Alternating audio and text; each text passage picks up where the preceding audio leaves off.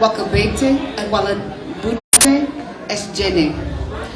Walga darbekane hawazne romo ufina fi kabijan nasima chun ada tesen na barsistan niata tesen na eferten sina siyasa tesen na huberchiften akasumas kitaben debussy na kenetan walgahiti na eferten saganta ada romo rati na walin bashanantan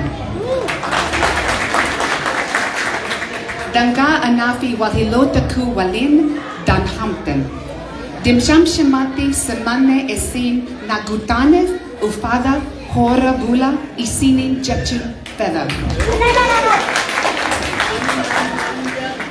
kanafu faranji garati tahu koti nimbona Anafi walhilonikia mengadota Kenya kabajamu hala galan aka tajajilu hala na injesu kisanif galadoma. Tandabarte gundu tanahafte gudu aguma makmaksan aromon jatu. Hawasa aromo walen mechuma fiheriuman tabachu kia itanpupa. Ufina fi Kabajan, Taysen, Danga Hin Kapdu. Galatoma, Barota, Dufan, Heduf, Wadan, Hawasa, Roma, Walin, Dehenyan, Hojachuf, Hawin, Kaba. Galatoma.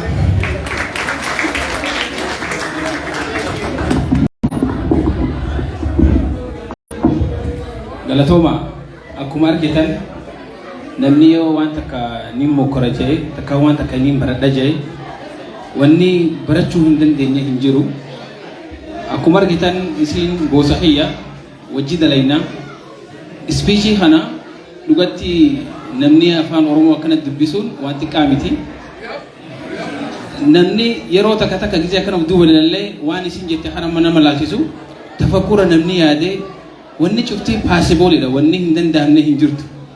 Guyyuma takkaan irra baheef katabeetumaafin je'eef guyyaa lammaffaa dhufteetumaan afaan Oromootiin ummata kana simadhee ummata kana galatoomaa ijoon barbaaden jettee so isinis jajjabaadha warri biyya kana jirtan biyya tana carraa qabdan waa barachuuf xiqqaa fi guddalleen carraa qaba galatoomaa isin joo barbaada.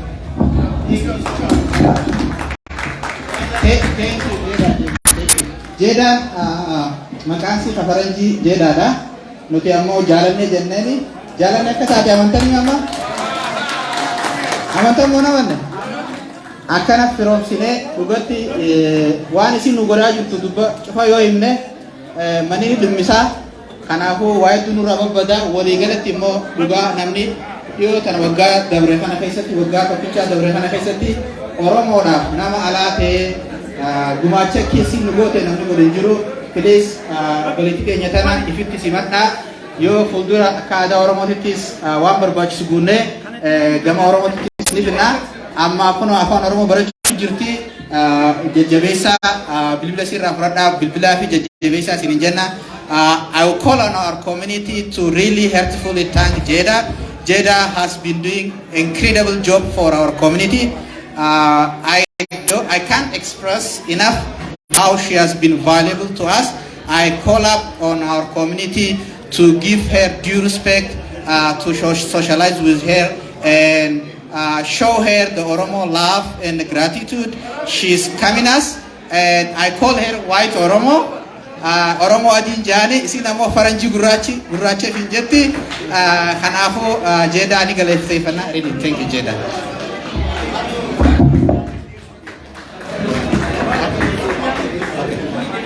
Please namni Vana Jesse now 694 you often akan ukastan itian Sudan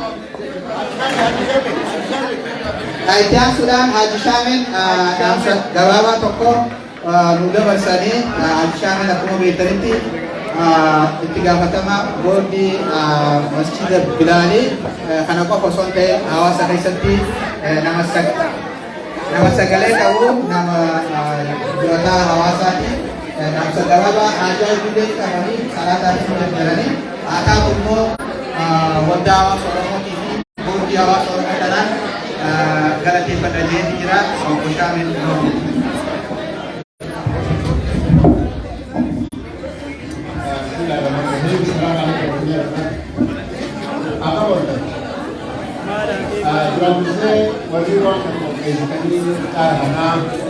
Dia Ramadana dia Ali Ramadana Ramadana nanti nyawa semua sama dengan ini kita ini oleh khusus kita yang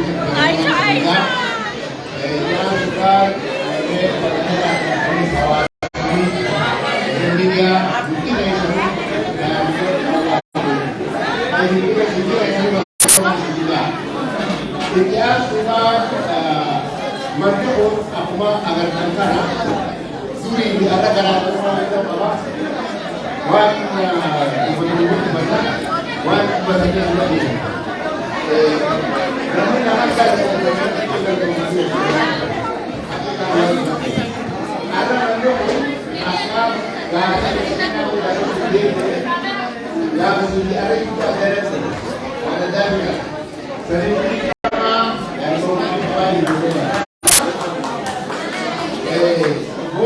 sagantaan kuni waldaa hawaasa Oromootti guyyaa har'aa sagantaa kan hawaasa Oromoo Minisootaaf qophaa'edha. Sagantaa kana waggaa lammaffaaf qophaa'aa jira. Asitti Oromoon walitti dhufee amantii adda addaa illee yoo qabaate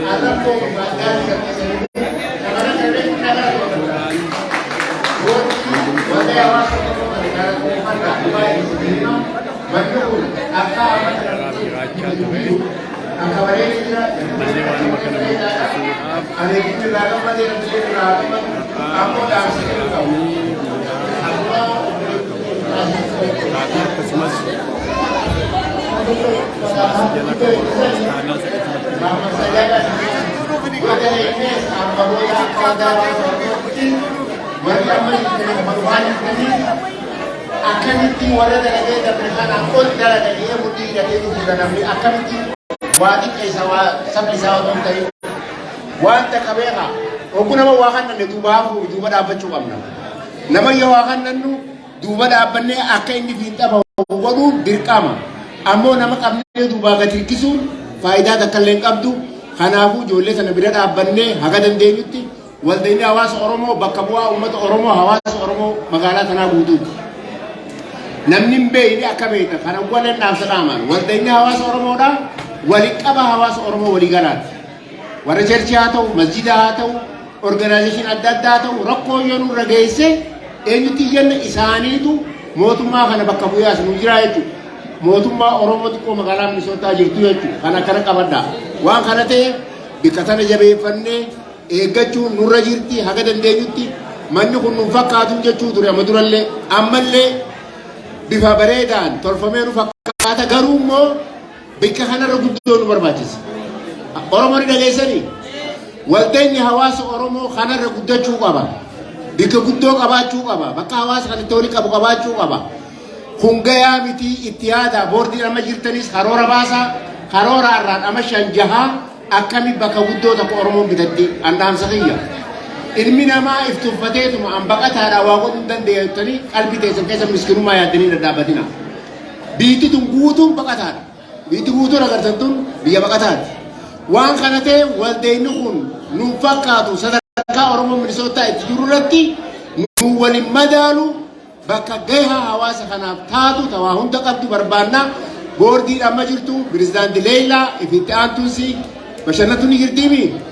Na dhagaa akka gaarii na dhageeffadha. Karoora baasaa lafa kaaya. Karoora isa lafa keessa nu warquu sirra dalagaa kanuma dhaamsi kiyya galatooma ulfaadhaa horaa bulaa. Salaamu alaikum warahmatullahi wabarakatuh. Obbo Haji Shaamii galatooma jennaa. Dhaamsa isaan nu dhaaman qalbii fudhannee akka hojii roolchinuun jaa. Itti aansuudhaan akkuma jennee tokkummaa Oromooti agarsiisuuf akkasumas hawaasni keenya hojii jireenya gaarii qabaa. Kanumaaf adda Eertiraanis dhuftee hawaasa kanaaf dhaamsa gabaabaa nu dabarsanii adda Eertiraa gara waltajjii.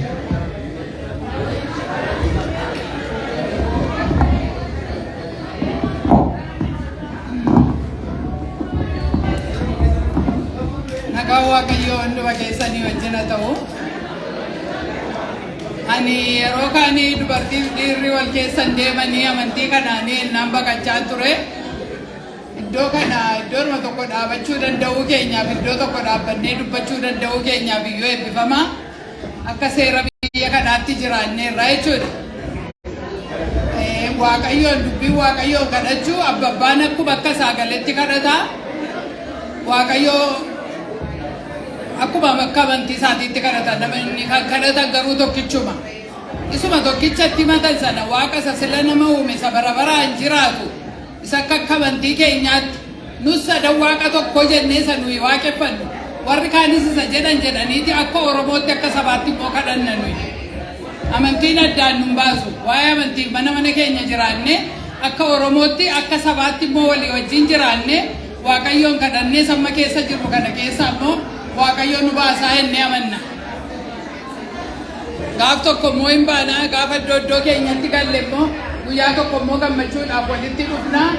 Isinis lafa jirtanitti jabaadhaa lafa jirtanitti Waaqayyoon ni uumaa ta'e akkuma nu galeetti nutti mul'atu akkuma akka sanatti waaqeffannaa nus kan jennu jennee jireenya garuu lafa tokkicha qabna biyya tokko qabna iddoo tokko jiraanna waan garaagaraa waan dubbannu qabna Waaqayyoon immoo kan garaati akka nu ittisa kadhanneet immoo galmaan nu ga'a eebbifama har'a gidduu keessanitti argamuu baay'inaan gammada Waaqayyo sinaa eebbisu maqaa Waaqayyo kan abbaa kan ilmaa kan Ameen.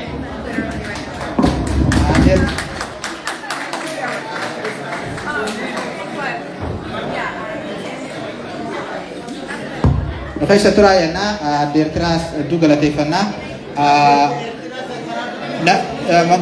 keessummoonni keenya hundinuu galatoomaa jenna akkuma nu obsaagaa sagantaa gara xumuraatti geessaa jirra. For the invited guests, we are approaching to conclude our program. Our elders are emphasizing the Oromo unity. You know, the Oromo people have diversity, but it's not divided. It's not a divided community, but it's a diverse community. Here we are reflecting our diversity and showing our unity within diversity. We have different phases, but we are a people who have the same faith.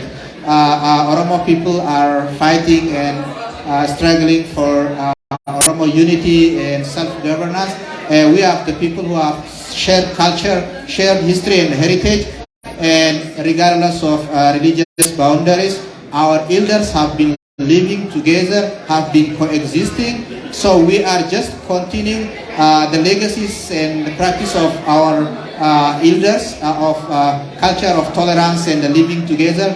This is a showcase of Oromo tolerance and the diversity management.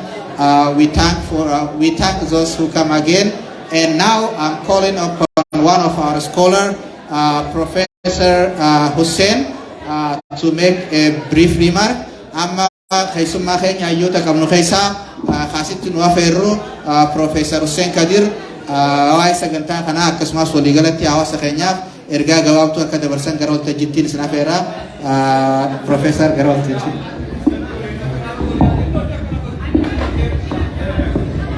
Assalamu alaikum warahmatullahi wabarakatuh. Warra amantii kaan illee baga jiraatanii baga as dhuftanii hedduu bareedduu Oromoon akkanatti walitti dhufee tokkummaadhaan wal bira dhaabbachuun isaa amantiin gargar akka isin baasne kan mul'isuu fi seenaa qabsoo Oromoo keessattis kun akkanumatti kan dhalatee as ga'e waan ta'eef I think of duraafillee akkanatti jabeessanii amantiidhaan gandaan yookiin haala adda addaatiin addaan bahuun hafe Oromoon wal bira dhaabbachuun isaa hedduu nama gammachiisa. Har'a afxiira kana namoota amantii adda addaa qabantu as keessa jira. Waliin ta'anii afxiira akkanaa gochuun hangam akka nama gammachiisu isinuu arguu dandeessu. Kun itti fufuu qaba. Koominitiin kun kana caalaa jabaatee tokkummaa isaa cimsatee wanna Oromoon barbaadu hunda waliin gochuun dirqama ta'a. Erga kana jedheen booda asumarratti isin gabaabsa. Assalaamu alaikum warahmatullahi wabarakatuh.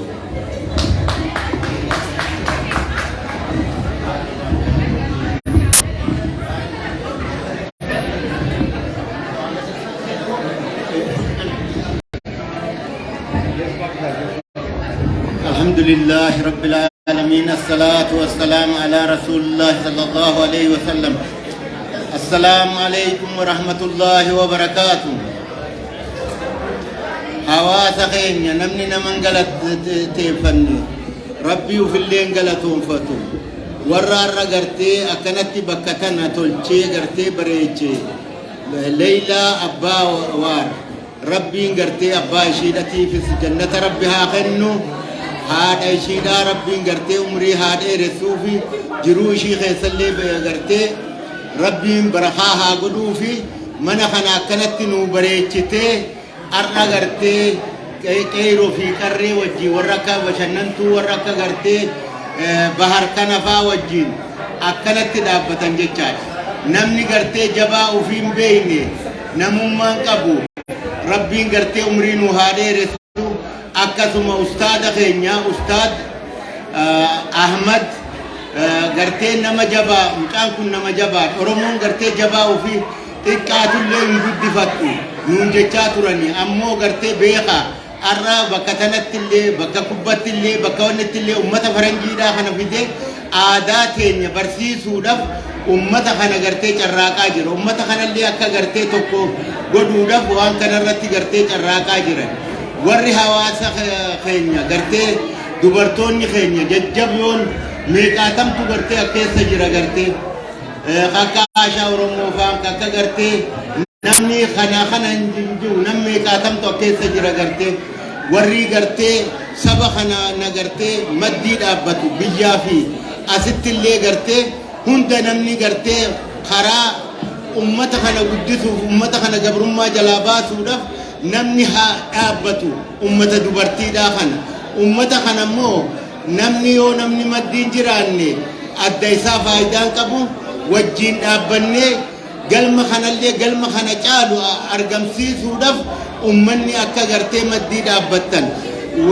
warra gartee komitee walumaa gala bakka tanatti gartee akkanatti gartee waan kana bareechan ijoollee bakka tana tolchite tana hunda maddii akka dhaabban akkasuma warra gartee gaazexanyoota keenya warra gartee asitti dhaabbatee arra gartee sagalee tana duniyaadhaaf dabarse ربي نهاجر أشتو رمضان خيسن اللي ربي نقرتي سن الراحة كيبلو ربي جرو بريدو سن هاجر أشتو شباب خيني عمري ربي سن هاجر رسو بأبان بيا شبابا أبان بيا كيرودا أبان بيا شمرني أبان بيا قرتي إذن لدوبرتي تيني قرتي دودا كينيا جبار دادا ربي سن هاجر بيسو ربي سوجين هاجراتو جبار دادا نسيجا السلام عليكم ورحمة الله وبركاته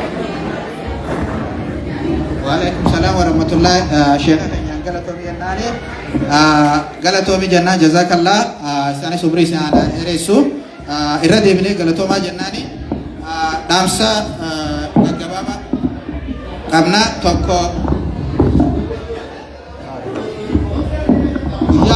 guya me jaha mari waldoni simi koro guya meja waldan sibiki oromoda mari hawasa kaba aka mari sanirati nurmatan janna akasmas guya meja waldan sibik oromoda mari hawasa kaba mari sanirata nurmatan akasmas guya me torba waldan awas oromo yai waligala desa yai sanirati sakan nurmatan akasmas filanno filatamtota bordi niga gesna akan nurmatan janna balina namo saganta kanati debina kana fakkaata dhumarratti keessummoota nu bira jiran warra afeerre warra Center for Victim of Torture irraa dhufantu jira isaanis dhaamsa gabaabaa nu godhani. Now it's time I invite representative from Center for Victim of Torture who is collaborating with us and who is really helping most of our community. I will invite now. They will speak in English, but next year they will speak in Afaan Oromo, right? Okay, come to the floor.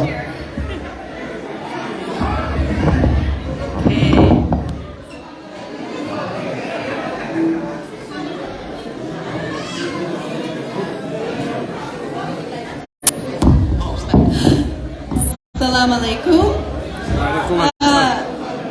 I am so happy to be here with you. We are so happy. This is my first iftar. Thank you so much for welcoming us and for the delicious food, This is a wonderful evening to spend with you.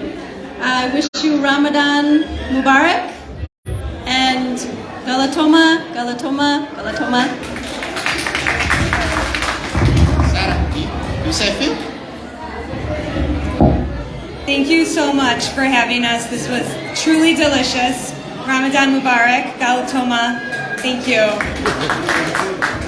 Thank you, Galatoma. Thank you, Jannah Isan, Nabata Simiti Yokau, Center for Victim of Torture Radufani, Galatoma Jannani.